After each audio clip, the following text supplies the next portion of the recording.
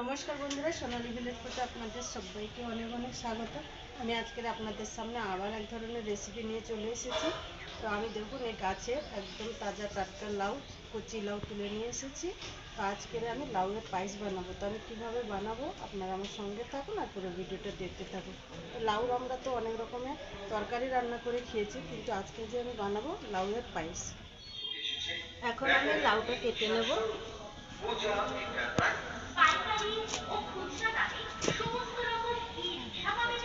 নগদের সাথে সাথে সহজ কিস্তিতে গ্রুপও পাবে। পূজা এন্টারপ্রাইজ প্রত্যেকটি টুকরোর সাথে রয়েছে আকর্ষণীয় উপহার। লাউ আমি এইভাবে পিস পিস করে কেটে নিচ্ছি। আর এই যে লাউয়ের খোসাগুলো, এগুলো কিন্তু আমি ফেলাবো না, এগুলোও একটা তরকারি করে খাওয়া যাবে। লাউ কিন্তু আমার কাটা হয়ে গেছে, এবার আমি পুকুর থেকে ভালো করে ধুয়ে আনবো। লাউয়ের পায়েস রান্না করার জন্য কড়াই বসিয়ে দিয়েছি উনুনের মধ্যে। কড়াইয়ের মধ্যে জল দিয়ে দিয়েছি। জলটা গরম হলে চাল দিয়ে দেব। জল ফুটে গেলে জলের মধ্যে ভিজিয়ে রাখা আতপ চালগুলো দিয়ে দিয়েছি।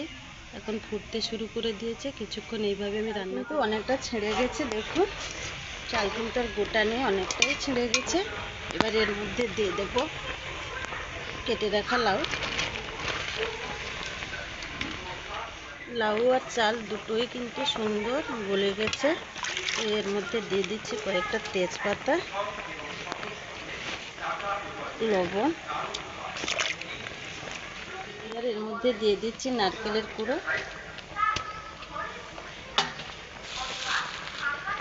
কাজু বাদাম। এবার দিয়ে দেব চিনি।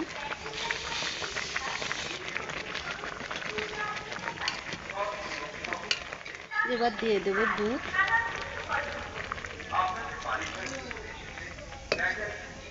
দেখুন বন্ধুরা, লাউয়ের পায়েস রেডি হয়ে গেছে। আমি কিন্তু এবার উনুনের থেকে নামিয়ে নেব। দেখুন বন্ধুরা, লাউয়ের পায়েস রেডি হয়ে গেছে, আমি উনুনের থেকে নামিয়ে নিয়েছি। তো আজকের এই রেসিপিটা কেমন লাগলো অবশ্যই জানাবেন। ভালো লাগলে লাইক, কমেন্ট, শেয়ার, সাবস্ক্রাইব করে দেবেন। আজকের এই পর্যন্ত, আবার দেখা হচ্ছে নতুন রেসিপি নিয়ে।